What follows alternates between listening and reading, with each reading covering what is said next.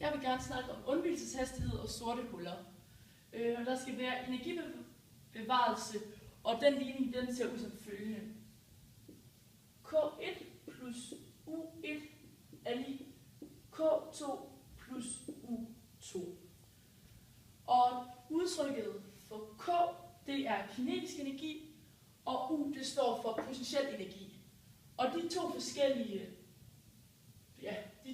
de har to forskellige udtryk, og K, det er udtryk ved K er lige med en halv mv i anden, og U1, den er udtrykt ved Gmm over R. Og vi lader som om vi sender et objekt uden for jordens tyngdefelt, og når vi gør det, så bliver R hernede, som er radiusen, den bliver sat lige med uendelig.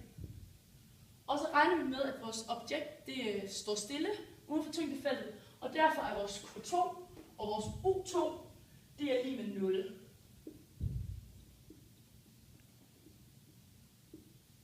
Og i denne her ligning, der er vores M, det er lige med massen af objektet, og V det er lige med hastigheden. Og hernede i U, den potentielle energi, der er G, det er lige med gravitationskonstanten.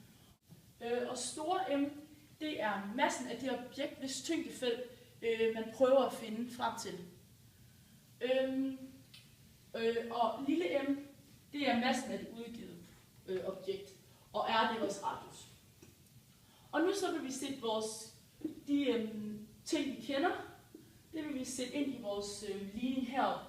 Så den kommer til at hedde en halv mv i anden plus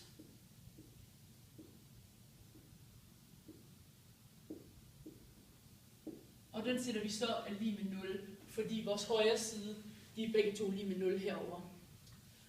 Og så vil vi gerne isolere V for at komme frem til undvigelseshastigheden.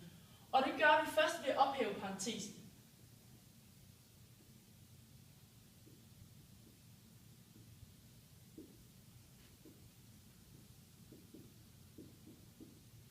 Og så for at isolere V, så vil vi gerne dividere med en halv m på begge sider.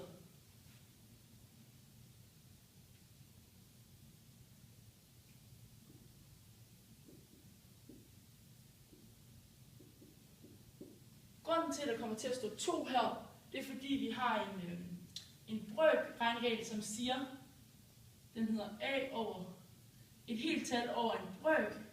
Så tager man nævneren ned i nævneren og ganger op heroppe, så den kommer til at hedde a gange c over b, og det er derfor, vi har fået 2 heroppe. Og så vil vi gerne have isoleret v helt, så derfor så tager vi kvadratruden af det her tal for at få i anden væk herover.